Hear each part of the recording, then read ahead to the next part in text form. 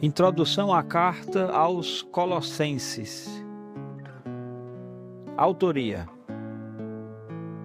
A autoria da carta aos Colossenses é tradicionalmente atribuída ao apóstolo Paulo. Posição amplamente sustentada pela Igreja cristã desde os primeiros séculos. A própria carta identifica o apóstolo Paulo como seu autor logo no início, mencionando também a participação de Timóteo. Os testemunhos patrísticos mais antigos, incluindo os escritos de Irineu, Clemente e Tertuliano, reconhecem unanimemente a carta como uma obra genuína do apóstolo Paulo. Sua ampla circulação e aceitação precoce entre as igrejas primitivas contribuíram para sua inclusão incontestável no cânon do Novo Testamento. Apesar desse forte testemunho histórico, a partir do século XIX, alguns estudiosos passaram a questionar a autoria paulina. As principais objeções concentram-se em diferenças de vocabulário, estilo literário e ênfases teológicas quando comparadas às cartas consideradas indiscutivelmente do apóstolo, como Romanos, Gálatas e a carta aos Coríntios. Alguns argumentam que a carta aos Colossenses apresenta uma cristologia mais desenvolvida, em uma terminologia peculiar que poderia indicar uma data posterior e uma autoria distinta. Além disso, certos pesquisadores sugerem que a carta reflete preocupações teológicas relacionadas a desafios que teriam surgido após a morte do apóstolo Paulo. Muitos estudiosos continuam defendendo a autoria paulina com base em evidências substanciais. A carta contém numerosas referências pessoais compatíveis com a vida do apóstolo, incluindo menções a colaboradores conhecidos como Epáfras, Aristarco, Marcos e Lucas. Além disso, as afinidades literárias entre a carta aos Colossenses e Efésios podem ser explicadas por uma origem comum no mesmo período do ministério do apóstolo. A posição tradicional permanece dominante entre estudiosos conservadores e continua sendo amplamente considerada a explicação mais plausível da origem da carta. A data de composição. A data de composição da carta aos Colossenses está intimamente ligada à questão de sua autoria e às circunstâncias de prisão mencionadas pelo autor. A posição tradicional situa a redação da carta durante o primeiro encarceramento de Paulo em Roma, aproximadamente entre os anos 60 e 62. Essa hipótese fundamenta-se nas referências à prisão presentes na carta e nas conexões com outras cartas conhecidas como cartas da prisão, especialmente Efésios, Filipenses e Filemão. A relação entre Colossenses e a carta a Filemão é particularmente importante para a reconstrução cronológica. Ambas as cartas mencionam vários dos mesmos indivíduos e parecem ter sido transportadas pelos mesmos mensageiros. O caso de Onésimo, figura central na carta a Filemão, também aparece em Colossenses, fortalecendo a hipótese de que os dois documentos foram escritos simultaneamente. Essa conexão oferece uma das evidências mais fortes para a datação tradicional. Alguns estudiosos propuseram alternativas, sugerindo que a carta poderia ter sido escrita durante uma prisão em Cesareia ou em Éfeso. Embora essas hipóteses apresentem certos argumentos favoráveis, nenhuma delas alcançou consenso significativo. A data entre 60 e 62 continua sendo amplamente aceita e situa a carta em um período de maturidade teológica do ministério apóstolo, quando o apóstolo Paulo refletia profundamente sobre a supremacia de Cristo e os desafios enfrentados pela igreja. Os destinatários. Os destinatários da carta eram os membros da igreja localizada em Colossos, uma cidade situada no vale do rio Lico, na região da Frígia, atual Turquia. Embora a cidade de Colossos tivesse sido uma cidade importante nos períodos anteriores, durante o século I ela havia perdido parte de sua relevância econômica e política para centros urbanos vizinhos como Laodiceia e Hierápolis. Ainda assim, mantinha uma população diversificada, composta por gregos, romanos, judeus e povos locais. A igreja colossense parece não ter sido fundada diretamente pelo apóstolo Paulo.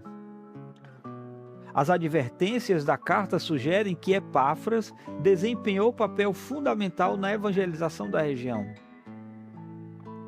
O apóstolo demonstra profundo conhecimento da situação da comunidade, mas indica que muitos dos membros jamais o haviam visto pessoalmente. Essa característica diferencia Colossenses das cartas dirigidas às igrejas estabelecidas diretamente pelo apóstolo. Os destinatários enfrentavam desafios teológicos significativos. Certos ensinamentos circulavam entre eles, combinando elementos judaicos, especulações filosóficas, práticas ascetas e crenças relacionadas a seres espirituais. Esses ensinos ameaçavam desviar os cristãos da suficiência de Jesus. A carta foi escrita precisamente para responder a essas influências e reafirmar a centralidade absoluta de Jesus na criação, na redenção e na vida cristã. O propósito da carta. O principal propósito da carta aos Colossenses é defender a supremacia e a suficiência de Jesus diante de ensinos considerados inadequados ou perigosos para a fé cristã. O apóstolo Paulo procura demonstrar que tudo o que é necessário para a salvação e para a vida espiritual encontra-se plenamente em Cristo. Não há necessidade de complementos filosóficos, práticas ascéticas ou mediações angelicais para alcançar comunhão com Deus. Outro objetivo importante é combater aquilo que muitos estudiosos chamam de heresia colossense.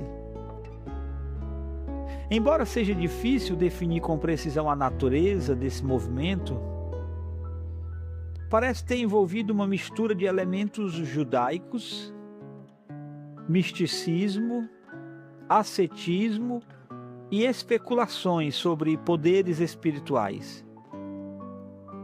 O apóstolo responde a essas ideias enfatizando que Jesus é superior a toda autoridade, poder ou domínio, sendo o único mediador entre Deus e os seres humanos. A carta também busca promover crescimento espiritual e maturidade cristã. O apóstolo Paulo deseja que os crentes desenvolvam conhecimento profundo da vontade de Deus e vivam de maneira digna do Senhor.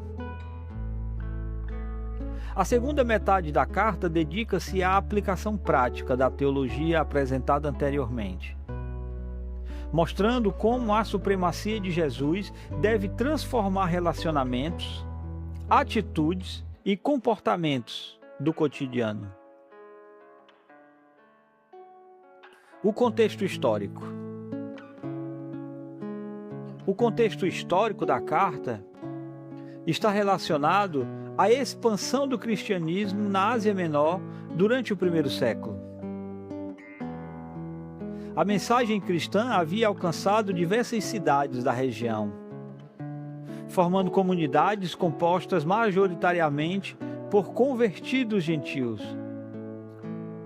Essas igrejas precisavam aprender a viver sua nova fé em meio a ambientes religiosos extremamente diversificados e influências culturais complexas. A região do Vale do Lico era marcada por significativa diversidade étnica e religiosa. Judeus gregos e povos locais conviviam em um ambiente caracterizado pela circulação de ideias filosóficas, práticas religiosas orientais e tradições populares. Essa pluralidade favorecia o surgimento de movimentos sincréticos que combinavam elementos de diferentes origens religiosas e culturais. Outro aspecto importante do contexto histórico era o interesse generalizado por questões espirituais, poderes cósmicos e seres angelicais. Muitas correntes religiosas do período enfatizavam hierarquias celestiais, conhecimentos secretos e práticas ascéticas destinadas a alcançar experiências espirituais superiores.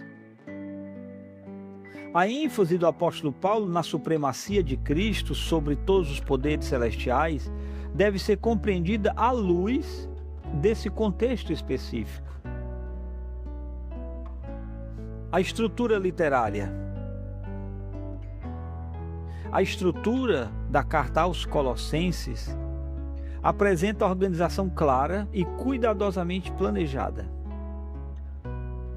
Após a saudação inicial e a ação de graças, o apóstolo Paulo introduz os temas centrais da carta através de uma oração pelos destinatários. Desde o início, ele enfatiza o conhecimento espiritual, a maturidade cristã e a centralidade de Cristo. A seção doutrinária ocupa os 2 primeiros capítulos da carta. Nela, o apóstolo apresenta uma das mais elevadas cristologias do Novo Testamento. O famoso hino cristológico de Colossenses capítulo 1, versículos 15 a 20, descreve Jesus como imagem do Deus invisível, Criador de todas as coisas e cabeça da igreja. Essa seção também contém a refutação dos ensinos que ameaçavam a comunidade. A segunda metade da carta concentra-se nas implicações práticas da união com Jesus. O apóstolo Paulo exorta os crentes a abandonarem antigos padrões de comportamento e a revestirem-se das virtudes próprias da nova vida. Instruções relacionadas à família, ao trabalho e às relações comunitárias demonstram como a teologia cristológica da carta deve influenciar todas as dimensões da existência humana. A teologia da carta. A teologia da carta aos Colossenses é denominada pela doutrina da supremacia de Cristo. Nenhuma outra carta paulina apresenta de maneira tão explícita a posição de Jesus como o eterno da criação e da redenção. O apóstolo afirma que todas as coisas foram criadas por meio dele, subsistem nele e encontram nele seu propósito final. Essa visão estabelece Jesus como Senhor absoluto sobre todo o universo. Outro tema fundamental é a suficiência de Cristo para a salvação. O apóstolo insiste que os crentes possuem plenitude em Cristo e não necessitam de qualquer complemento religioso para alcançar a aceitação diante de Deus. Essa ênfase responde diretamente às influências que buscavam adicionar exigências humanas ou espirituais à obra redentora de Jesus. A união do crente com Cristo também ocupa posição central na teologia da carta. Os cristãos morreram, ressuscitaram e agora vivem com Cristo. Essa união produz transformação ética, renovação espiritual e esperança futura. A vida cristã é apresentada como consequência direta da participação na morte e ressurreição de Jesus, fundamento de toda a santificação. Principais dificuldades interpretativas. Uma das principais dificuldades interpretativas da carta envolve a identificação precisa da chamada heresia colossense. Os estudiosos divergem significativamente quanto à natureza desse movimento. Alguns o relacionam ao judaísmo místico, outros ao gnosticismo primitivo, e outros ainda a formas de sincretismo religioso, características da Ásia Menor do primeiro século. Outra questão importante refere-se à autoria da carta. Embora muitos defendam sua origem paulina, os debates relacionados ao vocabulário, estilo e desenvolvimento teológico continuam presentes na pesquisa acadêmica. A resposta a essa questão influencia diretamente a compreensão histórica e teológica do documento. Também existem discussões relacionadas à interpretação da cristologia apresentada na carta. Expressões como primogênito de toda a criação têm sido objeto de debates exegéticos ao longo da história da Igreja. A compreensão adequada dessas passagens é fundamental para a formulação da doutrina cristã sobre a pessoa e obra de Cristo. A carta aos Colossenses permanece extremamente relevante para a igreja contemporânea, porque proclama com extraordinária clareza a supremacia absoluta e a suficiência completa de Jesus. Em uma época marcada por pluralismo religioso, relativismo espiritual e busca constante por novas experiências de transcendência, a carta aos Colossenses recorda que toda a plenitude de Deus habita em Cristo e que nele os crentes possuem tudo o que é necessário para a salvação e para a vida espiritual. Sua mensagem continua desafiando qualquer tentativa de substituir ou complementar a centralidade de Cristo, oferecendo à igreja uma visão elevada de seu Senhor e um fundamento sólido para a fé, a adoração e a prática cristã nos dias atuais.